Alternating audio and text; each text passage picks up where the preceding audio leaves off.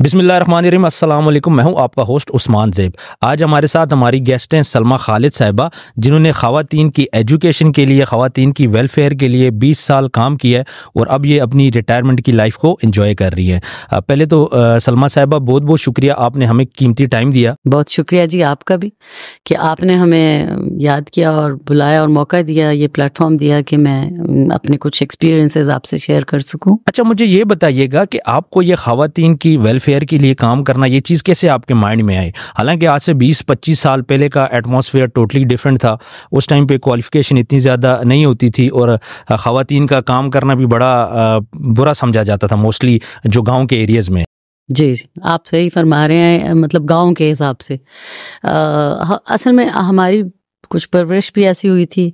हमारी mother highly educated थी और कुछ परवरिश इस तरह की थी कि उन्होंने कभी अपनी बेटे बेटी में फ़र्क नहीं रखा, एजुकेशन के हिसाब से भी और वैसे भी।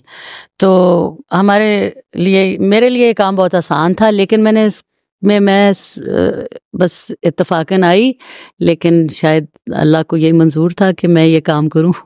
अच्छा, आपकी जो एजुकेशन है वो कहाँ से है? जी, एजुकेशन ऐसा है कि मेरी स्टार्ट तो एबटाबाद से हुई, बर्नॉल से।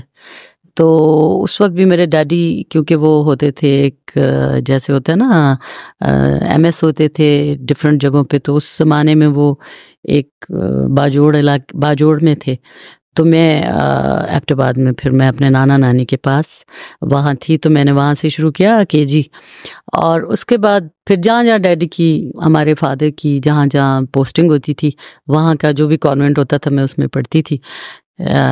उसके बाद हम लिबिया चले गए और लिबिया में फिर मेरी मदर ने मुझे किसी ऐसे स्कूल में नहीं डाला जो बिल्कुल हो ना, जहाँ पर टीचर्स सही ना हो या ऐसी कोई आके पढ़ा रहा हो कि भाई बाहर तो, और जो पाकिस्तानी स्कूल्स होते हैं उनमें हर जगह तो अच्छी वो उस तरह नहीं मिलती टीचर्स। तो उन्होंने हमें फिर माल्टा भेजा।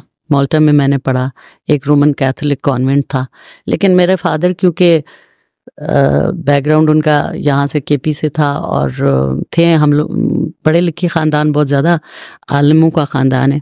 दादा भी आलिम थे, नाना भी, और नाना फर्स्ट डॉक्टर भी थे हज़ारा के। तो उन्होंने मुझे ऐसे स्कूल में वहाँ डाला जहाँ सारी नन्स थी। इवन जब एक हफ्ते में वो हमें कहीं, जैसे हमारा मैकडोनल्ड्स है या बर्गर्स की होते हैं ना जॉइंट्स, तो वहाँ पर होता था विम्पी उस ज़माने में। तो एक हफ्ते में एक दफ़ा हमें बोर्डिंग से निकालते थे हवा लगाने, ज़रा बाहर ले जाने। तो वो जो ड्राइवर और कंडक्ट्रेस थी वो भी नन्स होती थी, तो मर्द नहीं होता था कोई भी। तो इसलिए मेरे फादर ने मुझे वहाँ डाला और भाई को एक बहुत बड़े दूसरे बोर्डिंग स्कूल में, जहाँ ये ऐसा कोई नहीं था, मतलब लड़कों का था।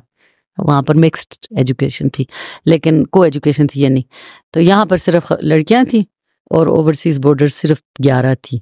तो मतलब इस तरह के माहौल में उन्होंने मुझे लेकिन बाहर पढ़ाया। आपने जो करियर है अपना, वो कैसे स्टार्ट किया और कहाँ से स्टार्ट किया? फर्स्ट जॉब आपने कहाँ पे की है?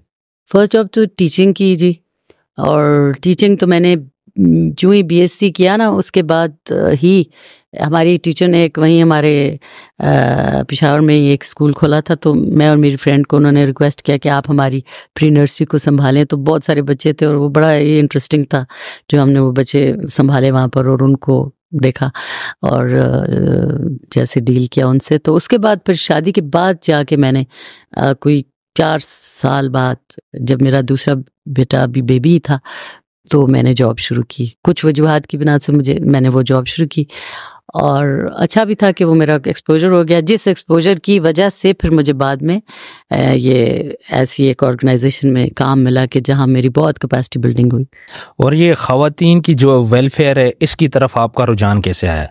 बस वो जो मैंने बताया ना आपको कि मैंने जब उनको ज्वाइन किया, वो ऑर्गेनाइजेशन बड़ी हाई लेवल की, बल्कि पाकिस्तान की सबसे बड़ी वो है, और उसमें 76 डिस्ट्रिक्ट्स में हम डायरेक्ट काम करते थे और उसका दुगना नंबर ले लें तो वो बहुत सारी सिस्टर ऑर्गेनाइजेशंस हैं हमारी जो ग्रास रूट पे काम करती हैं।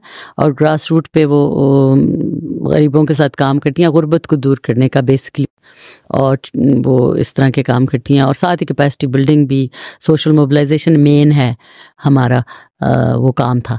तो वहाँ पर फिर मुझे ये मौका मिला, उन्होंने कैपेसिटी भी बिल्ड की और फिर मुझे मतलब एक खुद ही से अच्छा तो लगता था ये काम करना, लेकिन कैपेसिटी भी दी, क्वालिफाई भी करवाया। तो फिर वो क्वालिफाई हो के फिर मैं जेंडर डिपार्टमेंट या जेंडर की हेड बनी वहाँ। तो मैंने तमाम मर्द मैनेजर्स के साथ, मैं वाहिद खातून मैनेजर थी काफ़ी अरसे तक, यानी 2009 से लेके आप समझें कि रिटायरमेंट तक, यानी 2022 तक। और वो बड़े हाई लेवल के वो मैनेजर्स थे, तो उसमें बड़ा मैं प्राउडली कहती हूँ कि मैं वहाँ पर एक वाहिद वुमन मैनेजर थी जिसने खूब काम किया, और उन्होंने मुझे इस बात की बहुत एक्नॉलेजमेंट भी दी। यानी 15 साल हो चुके हैं, यानी 15 साल पहले आपने इस चीज़ की तरफ आप आई, तो आज से 15 ईयर्स पहले ये चीज़ मुश्किल नहीं थी? नहीं, 15 नहीं, ज़्यादा। 2009 में तो मैं उस लेवल पे आ गई थी ना कि मैं उन मैनेजर्स, सीनियर मैनेजर्स में, मतलब तो मुश्किल नहीं होता था मतलब एक औरत का इस तरह काम करना, फिर बच्चे, फैमिलीज, तो कैसे मैनेज किए सब चीज़ों को? लेकिन बच्चे थोड़े बड़े हो गए थे ना। मेरा बड़ा बेटा उस वक्त यूनिवर्सिटी चला गया था, माशाल्लाह वो भी टॉपर है, टॉपर रहा हमेशा, क्योंकि उसके टाइम पे मेरे पास काफ़ी टाइम घर में थी ना, तो मैंने उसको काफ़ी टाइम दिया। लेकिन इस तरह टाइम नहीं दिया, मैंने कभी भी अपने पर डिपेंडेंट नहीं कराया बच्चों को, ना खाने पीने में और ना ही ये पढ़ने लिखने में, क्योंकि मेरी एक बाकायदा एक तरीका था पढ़ाने का कि भाई इनका दिल कभी भी बुरा ना हो पढ़ाई से, तो ये खुद ही पढ़े, इनको खुद शौक पढ़े। तो मैं बुक्स प्रोवाइड करती थी, मैं आर्टिकल्स प्रोवाइड करती थी कि जिससे उन डिफरेंट आर्टिकल्स, जिससे वो उनका अच्छा हो जाता था एक्सपोजर। तो मेरे बच्चा उस वक्त माशाल्लाह स्कॉलरशिप पे जा चुका था, और मिडिल वाला टीनेजर था, और फिर ओ लेवल्स में आप कह लें, प्री ओ लेवल्स में था, और जो छोटा था वो छोटा था। तो अभी आप अपने बच्चों के साथ रहती हैं, तो माशाल्लाह बच्चे अभी आपके क्या कर रहे हैं? मेरे बच्चे माशाल्लाह सब, एक सीईओ है एक कंपनी में, और हालांकि वो मॉलिक्यूलर बायोलॉजिस्ट है और उसने मलेशिया से किया है, लेकिन फिर नेचुरली उसने जॉब ऐसी ली जो आपको पता है, फिर पाकिस्तान में थोड़ा सा मसला होता है ना इस तरह की जॉब्स में। हालांकि उसने मेरिट पे वो पूरे पाकिस्तान में सेकंड आया था, वो जो होता है इनका एक इम्तिहान होता है, लेकिन फिर जॉब्स आपको पता है फिर कॉल आने में और जो भी सब आपको मालूम है। तो फिर उसने ये नहीं किया, वैसे ये बहुत अच्छी बात है उनकी कि उन्होंने ये नहीं किया कि वेट करते रहे और किसी परेशानी में पड़ जाए, नहीं, उन्होंने काम कर, जो भी काम हुआ उन्होंने किया, चाहे रेस्टोरेंट खोला हो या जो भी किया साइड पे ऐसी, क्योंकि होता है एकेडमिकली बहुत क्वालिफाइड थे, तो वो साइड बिजनेस ही होती है जो भी होती। तो अब माशाल्लाह वो एक सीईओ है एक कंपनी का, यंग एज में ही। दूसरा जो है माशाल्लाह वो बहुत ही एक प्रोफेसर है, पीएचडी फुल ब्राइट है फिलॉसफी में, और वो काफ़ी एक सॉर्ट ऑफ सोशल डिपार्टमेंट है कोई, एक यूनिवर्सिटी का, उसको वो हेड कर रहा था। तो वो भी ये काम कर रहा है, और उसके बाद जो छोटा है वो भी माशाल्लाह ऑस्ट्रिया से जाके उसने एलएलएम किया है, तो अब आके उसके पास है वो वकालत का वो जो भी है सर्टिफिकेट होता है, एक कार्ड होता है ना, जो he is like he can practice. लेकिन अभी वो फ़िलहाल अपना कुछ तैयारी कर रहा है सीएसएस की। अच्छा, मुझे ये बताइएगा, आपने ख़वातीन की काउंसलिंग पे बड़ा काम किया है, अब मुझे ये बताएं, एक तो ख़वातीन की जो फाइनेंशियल एजुकेशन है, जैसी एक बच्ची पैदा होती है तो हमारे इस माशरे में ये बात समझाई जाती है बच्ची को कि आपका कोई फाइनेंशियल गोल नहीं है, आपने क्या करना है, बड़े होना है, जो एजुकेशन लेनी है आप ले लो, उसके बाद आपने शादी करनी है, फिर आपके शोहर ने आपको कमा के देना है, आपने वही खर्च करना है। तो एक औरतों का, पाकिस्तान के अंदर 80% औरतों का कोई गोल नहीं है, तो उस पे मुझे बताएं कि वर्किंग करने की अभी ज़रूरत है या जिस तरह चल रहा है इसको चलने दिया जाए? बहुत ज़रूरत है, और हमने इसी पे तो काम किया ना बहुत ज़्यादा, क्योंकि आपको पता है पाकिस्तान में कई इलाकों में तो बहुत अर्ली मैरिज का भी है ना ट्रेंड है, उस तरफ है, सिंध में ज़्यादा है, और जगहों पे भी है, ये नहीं कि सिर्फ उधर है। तो उसमें बड़ा काम किया है, लेकिन वो तो जैसे प्रोजेक्ट्स होते हैं ना, लेकिन जो ओवरऑल काम किया है, जो मेन हमारा काम था, जो बहुत ही ज़रूरी काम था, बाकी प्रोजेक्ट्स तो चलते ही रहते हैं, वो सोशल मोबिलाइजेशन। ठीक है, तो सोशल मोबिलाइजेशन में तो हम ख़वातीन को ऊपर लाते हैं ना। मैंने जब ज्वाइन किया था तो हमारे एक ज़िला ऐसा था जिसमें रीजन था जिसमें सिर्फ 9% थी ख़वातीन को जो ऑर्गेनाइज़ करते हैं ना, उसमें सिर्फ 9% उस वक्त थी, बाकी जगहों पे ठीक थी, मतलब उससे बहुत बेहतर थी। तो वहाँ पर स्पेशल स्ट्रेटजाइज किया कि वो, और अब जब मैंने छोड़ा तो ये 65% से भी ऊपर जा चुकी थी ख़वातीन का जो तनासब था, रेशो। तो नेचुरली उस प्लेटफॉर्म पे आके, सोशल मोबिलाइजेशन के प्लेटफॉर्म पे आके उनकी कैपेसिटी बिल्डिंग होती थी, कैपेसिटी बिल्डिंग होती थी। उसमें वो एक ख्वाब बनाती थी अपने कि भई हमने क्या करना है, और वो फिर घर में जाके ये बातें करती थी। तो उनकी जो बेटियां होती थी वो फिर बाद में वो भी आ जाती थी जब बड़ी होती थी, या ये सुन सुन के बड़ी होती थी, और वो बा को काम ये करते देखती थी। गाँव के लिए कई लोग खफा होते थे कि क्यों आप ये कर रही हैं, लेकिन आहिस्ता आहिस्ता उन्होंने देखा कि ये तो बड़ा फ़ायदा है उनको इस काम का ना, तो फिर ये इसमें मसाइल तो आपको बड़े आए होंगे, क्योंकि ये आपने गांव की साइड पे ज़्यादा ये काम किया होगा। तो वहाँ पे लोग अक्सर मर्द इस चीज़ को बड़ा बुरा समझते हैं कि उनकी ख़वातीन को कोई गाइड करे। तो वहाँ पे मसले आते थे आपको इस किस्म के? नहीं, मुझे तो नहीं आए। वजह ये कि हमारे जो स्ट्रेटजी थी ना, या जिस तरीके से हम काम करते हैं, वो कुछ ऐसा है कि पहले ट्रस्ट बिल्डिंग होती है ना, ट्रस्ट वो करते हैं हमें, तब वो करने देते हैं। वो हमारी ऑर्गेनाइजेशन का इतना ट्रस्ट बिल्ड हुआ था, इतना काम किया हुआ था, और उनके मर्दों के साथ भी इतना काम किया हुआ था कि उनको पता था कि ये ऑर्गेनाइजेशन जो है ना, बिल्कुल आराम से हमारी ख़वातीन काम करें, वो महफूज हैं, महफूज तरीके से वो काम कर सकती हैं।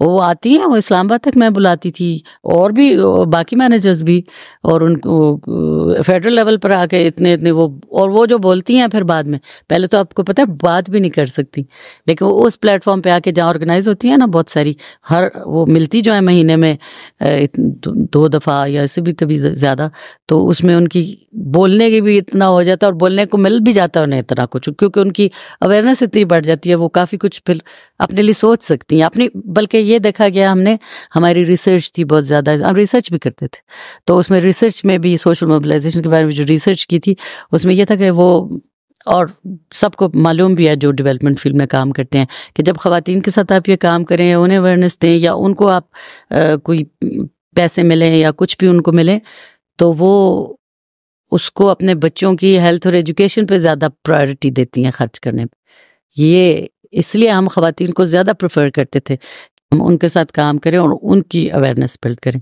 कि वो अपने ख़ानदान का आगे सोचती हैं। ऐसा ही है, जो ख़वातीन होती हैं ख़ास तौर पे शादी के बाद, फिर वो अपने बच्चों को देखती हैं, अपने घर को देखती हैं।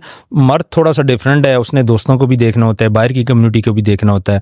औरत का ज़्यादा फोकस अपने बच्चों की तरफ ही, और हेल्थ और एजुकेशन, उनके हेल्थ। वो कहती थी इवन बलूचिस्तान में आप सोचें, और इतना दूर उफ्तादा था, और वहाँ पर बेरोज़गार होते हैं अक्सर वो उनके नौजवान, तो वो कहती थी, और लड़कियों का तो फिर और ही आपको पता है, तो उनकी माएँ कहती थी कि हमारी बच्चियों को आप इंग्लिश लैंग्वेज, अंग्रेज़ी की तालीम या कंप्यूटर, बेटियों के बारे में कह रही होती दिलवा, ये उनके ख्वाब होते थे। यानी ये गांव की और बैकवर्ड जो एरियाज हैं, वहाँ भी माएँ ये सोचती हैं कि हमारी बच्चियाँ कोई ना कोई हुनर सीखें, और उनकी बच्चियाँ कहती थी कि हमने इन लोगों की तरह बनना है, ये जो आ रही हैं, ये जो ऑफिसर्स आ रही हैं।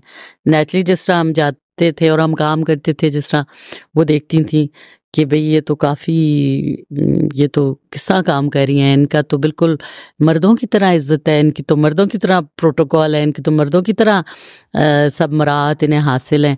तो वो हम एक उनको ना रोल मॉडल्स मिल जाती थी, तो हमारी इवन हमसे जूनियर जो होती थी वो उनको आइडलाइज करती थी, वो कहती थी हमने इनकी तरह बनना है, उनकी बेटियां कहती थी। पहले तो ज़माने में आपको पता है ना, कहते थे हम टीचर बनेंगे या हम डॉक्टर बनेंगे, लेकिन उनको ये नजर आया कि ये भी एक फील्ड है। बिल्कुल हाँ, जिस तरह बच्चे कहते हैं हमने पायलट बनना है, इस तरह। अच्छा मुझे बताएं, ये तो आप जब आपने स्टार्ट किया इस बात को काफ़ी साल हो गए, अब की क्या सिचुएशन है, पहले की क्या सिचुएशन थी, अभी कितनी ज़्यादा ग्रूमिंग हुई है इन एरिया, बैकवर्ड जो एरियाज है ना पाकिस्तान के? भाई जहाँ हमने काम किया वहाँ तो मैं तो बहुत ज़्यादा फ़र्क देखा है, जहाँ जहाँ काम किया बहुत ज़्यादा फ़र्क देखा है।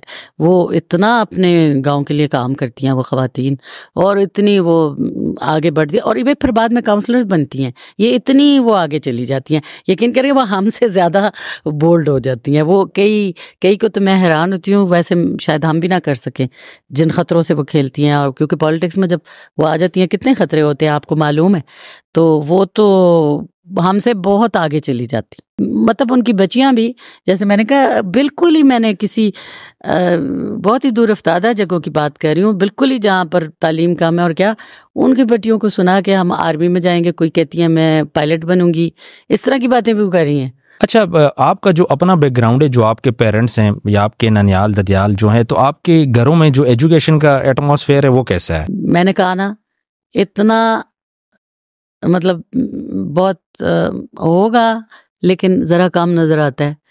लेकिन शायद हमारी साइड पे लिटरेसी रेट भी ख़वातीन का बहुत अच्छा है ना, जैसे कश्मीर में अच्छा है और हमारी साइड पे भी ज़रा अच्छा है।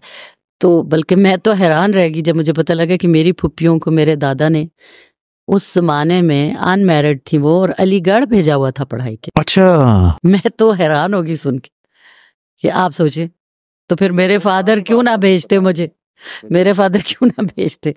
ऐसे माँ बाप की जब औलाद हो, और मेरी मदर भी, वो कहती, उन्होंने कहती मेरी बहुत सारी ख्वाहिशात थी ऐसे ना, जैसे ख्वाब होते हैं कि मैं ये करूँगी वो करूँगी। जब वो बाहर गए तो ये बनाऊँगी वो बनाऊँगी, बनाया घर बार तो ये वो, लेकिन जो और ख्वाब होते हैं कुछ ये इस तरह को, कौन सी मैं गाड़ी लूँगी, कौन सा मैं ये करूँगी वो। लेकिन उनको जब मुझे भेजना पड़ा बाहर, तो उन्होंने कहा कि मैं प्रायोरिटी इसको दूंगी, मेरी बेटी जो है ना, जहाँ मेरा बेटा पढ़ रहा है वो जाए वहाँ, तो वो एक्सपोजर मिले। तो ये आप सोचें कि बहुत सारी कुर्बानियाँ देते हैं माँ बाप, तो होता है ना, और भी कुर्बानियाँ कि फिर वो हमें, वो वहाँ थे लेकिन वो हमें इधर फिर भेजते थे कि पढ़ाई के लिए, फिर के अपने माहौल में भी पले बड़े, ये ना हो कि बाहर जाके बिल्कुल ही फिर पाकिस्तान में ये फिट नहीं हो सकेंगे ना, लाइक हमारे कल्चर में फिर कैसे ये रहेंगे, तो बहुत ज़्यादा भी ना हो जाए। माँ बाप को बहुत कुछ सोचना पड़ता है। अच्छा, बाहर कौन से कंट्री में आपने ट्रैवल किया हुआ है? ट्रैवल तो बहुत किया हुआ है मैंने, लाइक डिफरेंट अरब कंट्रीज़, और इंग्लैंड, यूएसए, और फिर काम के हिसाब से भी मैं गई थी, फिलीपाइंस गई थी, नेपाल गई थी, काम के हवाले से। और काम के हवाले से तो मैं बताऊं, जो मुल्क में मैं फिरी हूँ, बाहर तो चले फिरते ही हैं ना हम लोग, लेकिन मुझे पाकिस्तान के बारे में इतना मालूम नहीं था जो मैंने इस जॉब में जो कोना कोना देखा, और जो मैं इम्प्रेस हुई हूँ कि कितना खूबसूरत है हमारा मुल्क, और खाने कहाँ कहाँ के क्या क्या खाने हैं और क्या क्या नज़ारे हैं। मतलब हैरानी है कि हम लोग, हमारा पाकिस्तान में कितना डाइवर्स एक कल्चर है, मौसम कितने फ़र्क हैं। तो मैंने तो बहुत ही इंजॉय किया, और कल्चर एक जैसा होते हुए भी कल्चर फिर मुख्तलिफ हैं, तो वो बहुत ही इंटरेस्टिंग था मेरे लिए, मेरी बहुत इंटरेस्टिंग जॉब थी, सही बात है। अच्छा, ये बताएं, पॉलिटिक्स में आपको इंटरेस्ट है? हाँ जी, क्योंकि हम ग्रूम करते थे पॉलिटिक्स के लिए इन ख़वातीन को, गांव की, कि आईडी कार्ड के बारे में बताना, इलेक्शन के प्रोसेस क्या होता है, किस तरह वोट कास्ट करते हैं, ये चीज़ें बतानी ना, इन पे उनकी अवेयरनेस ये भी तो बिल्ड करते थे ना।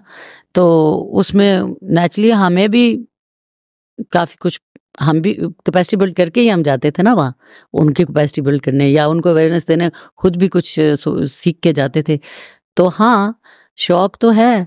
हालांकि आपको पता है माहौल कैसा है हमारे मुल्क का, यहाँ तो ख़वातीन अगर पॉलिटिक्स में आए तो मैं तो हैरान होती हूँ उनकी सुन के कि बिल्कुल ही साजगार तो पता नहीं कब होगा कि ख़वातीन को तो वो समझते हैं कोई भी बात इन पे कर लें, अब ये घर से निकली है कोई भी बात लगा दें इन पर। तो ये बहुत बड़ा एक वो है, क्या कहते हैं, रोड़ा है जो वो रास्ते में अटका देते हैं कि अगर कोई चाहे भी तो वो 100 दफ़ा सोचता है कि भाई आप, मैंने इसमें कदम रखा तो ये तो पता नहीं कि क्या क्या इल्ज़ामात लगेंगे, वो बर्दाश्त करनी पड़ती हैं। बिल्कुल, पाकिस्तान की पॉलिटिक्स में सबसे पहले आपने इल्ज़ाम बर्दाश्त करना है। वैसे ये कहा जाता है कि पॉलिटिक्स करनी है तो मर्दों को जेल जाना ज़रूरी है, तो पॉलिटिक्स का भी यहाँ पे एक टोटली एटमॉस्फेयर होता है। ये ना आप सोचे ना, फिर खातून नहीं जाएगी तो कैसे अच्छी बात। मतलब आप खुद ही सोचे कि क्या माहौल है ना इस वक्त। तो लेकिन ये कि इस तरह एक्टिवली मैं नहीं आई, लेकिन यूं कि अवेयर हूँ और मुल्की हालात से भी, और उसके बारे में मेरे अपने व्यूज़ हैं बड़े स्ट्रांग, और क्योंकि काम ही ऐसा किया हुआ है ना जिसमें हमने इस तरह के काम किए हुए हैं, जिसके हमें मालूम है, हमने गवर्नमेंट के साथ मिलके बहुत काम किया हुआ है, क्योंकि हम तो नेचुरली गवर्नमेंट के लिए भी काम करते हैं ना बहुत सारा, तो वो तो ऐसी बात नहीं है। तो बच्चों को भी कोई शौक है पॉलिटिक्स में आने का? लगता नहीं है अभी तक। हाँ, मेरे छोटे का है, उसके बहुत सारे नेटवर्क्स इस तरह के हैं जो पॉलिटिकल है, लेकिन वो एक पॉलिटिकल पार्टी से नहीं है, वो सारे नेटवर्क्स डिफरेंट हैं, क्योंकि उसके मुख्तलिफ जो क्या कहते हैं बचपन की जैसे दोस्त हैं, कोई किस पार्टी से कोई किस पार्टी से है, लेकिन है तो सारे दोस्त ही। तो वही मैं कहती हूँ कि तो आपस में एक ही होते हैं, लेकिन ये कि अगर मिल के सब काम करें, सब पॉलिटिकल पार्टीज़, मेरी जो एक ड्रीम है कि सब पॉलिटिकल पार्टीज़ और सारे अदारे और सारे मिल के काम करें तो ये मुल्क आगे जाएगा। ये आपस में लड़ने से तो फिर नहीं होता, या एक दूसरे की टांग खींचने से तो नहीं होता ना। बिल्कुल, पाकिस्तान में ज़्यादातर पॉलिटिक्स का कॉन्सेप्ट है कि आपने टांग खींचनी है, आपने दूसरे की बुराई करनी है, उसी तरह फेम हासिल करके ऊपर आना है। ही नहीं कर सकता। ये तो नहीं कि हम इतना कोई तरक्की के लिए काम करे और 10 कदम ऊपर जाएं तो फिर 20 कदम नीचे कोई खींच ले। ख़वातीन के हिसाब से देख लें, अगर ख़वातीन के लिए कहीं काम कर रहे हैं आप और वो 10 कदम बेचारी ऊपर गई हैं, फिर आप उनको थोड़ी देर बाद सीट ले किसी न किसी बहाने से, तो कितना अफसोस होता है जिन्होंने खून पसीना दिया है इस काम में, या उन्होंने खुद भी वो भी आगे फ्रंट लाइन पे तो वही है ना जो बेचारी कर रही हैं। तो अफसोस होता है बहुत ज़्यादा इस बात का। तो ये आपका बचपन ज़्यादा बोर्डिंग में गुजरा है या आप फैमिली सिस्टम में रही हैं? बोर्डिंग में सिर्फ माल्टा में रही हूँ मैं, और फिर कॉलेज में रही हूँ पेशावर में, वो फर्स्ट ईयर सेकेंड ईयर, बस इतना ही रही हूँ, ज़्यादा नहीं। ज़्यादा फैमिली में नाना के घर और पेरेंट्स के साथ। नाना के घर ज़्यादा, क्योंकि अगर पोस्टिंग होती थी तो फिर मैं नाना के घर रह के लेती थी ताकि डिस्टर्ब ना हो हमारी स्टडीज़। तो ये बात थी। अच्छा, ये बताइएगा, अब आपकी रिटायरमेंट लाइफ चल रही है, अब बच्चों के साथ टाइम स्पेंड कर रही हैं, तो अब आपकी क्या एक्टिविटीज़ हैं? अब तो मैं सच बताऊं तो जो मैं ड्रीम थी मेरी, मैं वो ड्रीम लाइफ रह रही हूँ। कि मेरी ड्रीम थी इस तरह, जैसे क्या कहते हैं, नेचर के पास और पेट्स और मेरे बच्चे, क्योंकि बाहर पढ़ रहे थे तो काफ़ी 6-6 7-7 साल आपको पता है पीएचडी में लगते हैं, वो मास्टर्स पीएचडी, फिर दूसरा भी 6 साल बाहर रह के आया, तीसरा तो ज़रा एलएलएम उसने जल्दी कर लिया था, वो जल्दी। लेकिन ये कि वैसे भी ना, तो वो एक ड्रीम का है कि बच्चों के साथ हूँ, मतलब ठीक है वो बहुत बिजी हैं लेकिन नज़र तो आते हैं। और ये कि अपने लॉन में हम, मेरी आउटडोर लिविंग की एक शौक है कि मैं नाश्ता खाना सब कुछ बाहर ही होता है मेरा। अच्छा, इसीलिए आपने ये सब इतना ग्रीनरी, दरख्त हैं, पौधे हैं? बिल्कुल, ये मेरा बेटा बड़ा और मैं, ये हमारा बहुत शौक है। तो वो तो अपने हाथ से गार्डनिंग करता है, मैं हाथ से तो इतना नहीं करती, लेकिन मैं बहुत ज़्यादा शौकीन हूँ और मैं कुछ अपने आइडियाज़ उसको बताती रहती हूँ, वो अपने मुझे बताता रहता है। तो हमने मिलजुल के, जैसे होता है ना, हम लगे रहते हैं। तो हमें बस सारा दिन हम यहीं होते हैं, वो भी यहीं होता है गार्डन में, मैं भी यहीं होती हूँ, और हमारे पेट्स होते हैं। तो इस वक्त मैं पेट्स के साथ और आउटडोर लिविंग और अपनी थोड़ा सा हेल्थ पे मैं फोकस करती हूँ। फोकस इसलिए करती हूँ, ये भी ख़वातीन को मैंने सिखाया है। मैं ख़वातीन को ये भी सिखाती थी कि भाई आप अपनी हेल्थ का भी केयर करें, कि भाई बाद में आपको संभालने में ना लग जाएं सारे। वो अपने काम कर रहे हैं, वो बिजी हैं, आप ही को रोज़ अस्पताल पहुंचा रहे होंगे। तो मैं अपनी हेल्थ को देखती हूँ कि बेचारे मेरे ही साथ ना लग जाए, मुझे रोज़ अस्पताल पहुंचा रहे हो। तो मैं अपनी एक्सरसाइज, डाइट, हेल्थ का ख्याल करती हूँ। आउटडोर लिविंग में भी आपको पता है काफ़ी, हालांकि स्ट्रेसफुल लिविंग होती है, आपको पता है ये मालियों के साथ, नौकरों के साथ भी बहुत स्ट्रेस होता है। बिल्कुल, अपनी मर्जी से काम करवाना पड़ता है। हाँ, और आजकल आपको पता है कि ट्रेंड लोग नहीं होते, तो फिर जब अनट्रेंड के साथ आप काम करते हैं तो काफ़ी स्ट्रेस लेना पड़ता है। लेकिन खैर ये है, ये इसके साथ चल रहा है। लेकिन फिर उसको मैं फिर वो काउंटर करने के लिए अपनी ग्रीनरी में बैठ के और इस ग्रीन माहौल में बैठ के खाना भी इधर ही खाती हूँ, बच्चों के साथ गप भी लगानी हो, बाहर ही करते हैं, हम कोई पार्टी करते हैं वो भी बाहर ही करते हैं। तो ये थोड़ा बहुत है कि ये एक ड्रीम में है कि पेट्स हो, मुझे बड़ी पसंद थी कैट्स, वो हैं बहुत ज़्यादा, मैंने नहीं ली, खुद ही से आ गई हैं, खुद ही से बच्चे ले आते हैं और पपीज़ उन्होंने रखे हैं। वो ज़रा मैं नमाज की वजह से थोड़ा सा, लेकिन हैं बहुत प्यारे, उनसे भी प्यार करती हूँ, लेकिन ज़रा दूर दूर से। तो ये है कि अब लाइफ वो है कि मैं सोचती थी कि सुबह चिड़ियों के साथ मैं जाती थी, चिड़ियों के साथ वापस आती थी, और अब मैं कम से कम चिड़ियों को एंजॉय करती हूँ। ये है। बिल्कुल, आपका शौक नज़र आ रहा है। ये आपका जो घर है ये सारा पौधों से, दरख्तों से सजा हुआ है। तो आपका बहुत बहुत शुक्रिया, आपने हमें अपना कीमती टाइम दिया। बस आपका भी शुक्रिया जी। बड़े अरसे बाद मैंने अपने जॉब या उसके मुतालिक बात की है, क्योंकि 1-2 साल हो गए अभी रिटायर हुए, तो बस मैं ज़्यादातर अब डिफरेंट माहौल में हूँ। लेकिन अच्छा लगता है जब ऐसी कोई बात होती है। मुझे बुलाते हैं अभी भी इंटरनेशनल वुमेंस डे वगैरह पे। अच्छा। मैं जाती रहती हूँ कभी कभी, तो कई डिफरेंट ऑर्गेनाइजेशंस बुलाती हैं, तो मैं ज़रूर जाती हूँ, बुलाएं तो। बस हम आपको भी दोबारा तंग करेंगे ज़रूर। तो कोई नहीं, मुझे बड़ा अच्छा लगा। तो व्यूअर्स कमेंट सेक्शन में आपने बताना है आज की वीडियो आपको कैसी लगी। मिलते हैं नेक्स्ट वीडियो में, अपना ढेर सारा ख्याल रखिएगा। अल्लाह हाफिज़।